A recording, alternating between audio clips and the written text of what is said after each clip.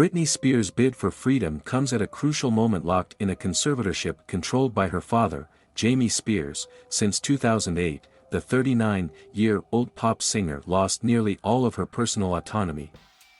She did not control her movement from place to place, her performance schedule, her $60 million fortune, or her healthcare decisions. And, in one of the most harrowing details of the conservatorship, she lost control over her body and her ability to have children. When Spears appeared in court in June, she told the judge that she had pleaded with the people who controlled her conservatorship to allow her to remove an IUD so she could have a third child. In emotional testimony, she said they denied her request. "This so-called team won't let me go to the doctor to take it out because they don't want me to have children, any more children." And she is not alone. The stark reality is that women in the United States do not have, and have never had, full reproductive autonomy. In addition to shedding light on the realities of conservatorship for a host of those who do not share her fame, Spears' struggle helps highlight the moral catastrophe of those limitations, especially at a moment when women's reproductive rights are under renewed attack.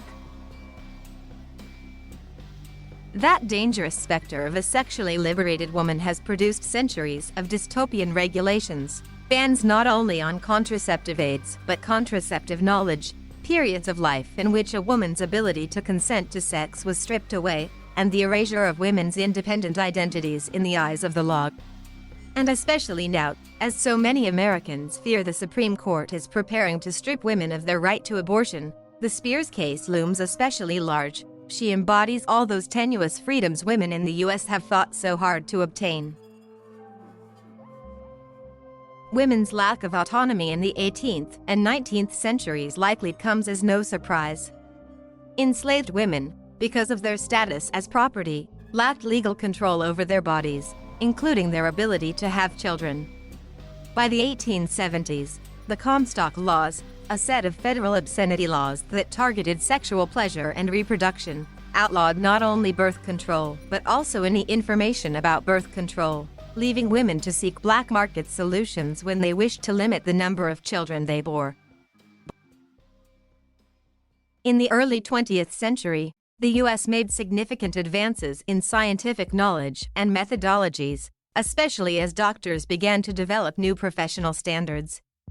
It was also an era in which Americans embraced progressive politics that elevated experts and sought expanded rights for white women, particularly the right to vote. But the innovations of the early 20th century did not improve matters for most women. Birth control remained outlawed and abortion inaccessible.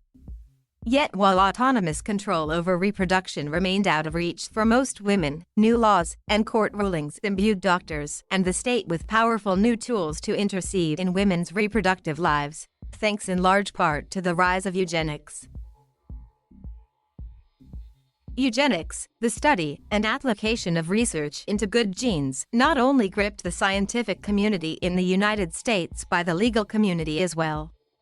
Eugenics mania swept across the country. State fairs hosted better baby contests to celebrate ideal genetic stock. Some of the most influential Americans, including President Theodore Roosevelt, embraced the new science, seeing it as both a natural extension of animal husbandry and a revolutionary step forward for breeding better humans. That had profound implications for women's reproductive rights, as eugenics became a justification for the state to use forced sterilization to control who could have children. Though men have greater and easier reproductive capacity than women, women quickly became the primary targets of these draconian measures, the first of which was instituted in Indiana in 1907, with at least 30 other states adopting such laws in the decades that followed. Black women, in particular, were targeted among the tens of thousands of Americans forcibly sterilized under these laws, which were sanctioned by the Supreme Court in 1927. Things began to change in the 1960s and 1970s. In Griswold v. Connecticut, the Supreme Court ruled that states could not ban contraception, recognizing a fundamental right to privacy.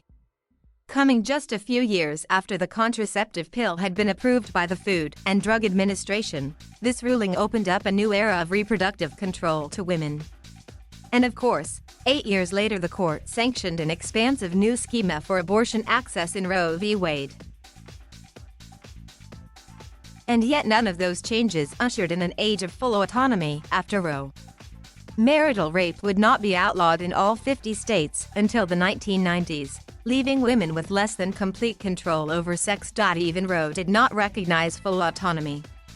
Its three-part structure, allowing increasing levels of state restrictions in the second and third trimester, meant government could still actively intervene in women's pregnancies.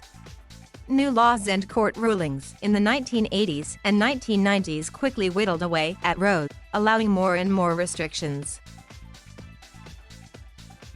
There were also other encroachments on women's reproductive autonomy. In the 1980s, companies could require women who worked for them be sterilized as a condition of employment. As a circuit judge, Robert Bork ruled that such requirements were constitutional. And the forced sterilization of Latina and indigenous women continued into the late 20th century. For some, the 20th century might seem like a progress story, the gradual growth of women's bodily autonomy.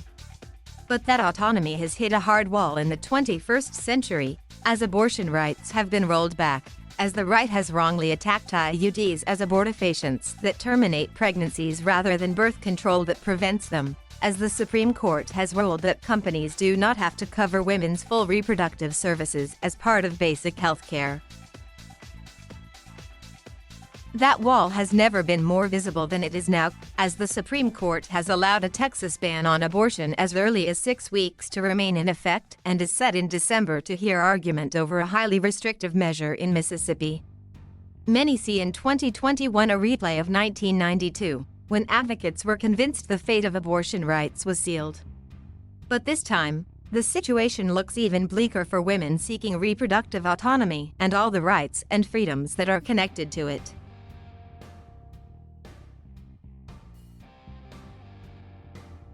Thank you for watching. Please subscribe.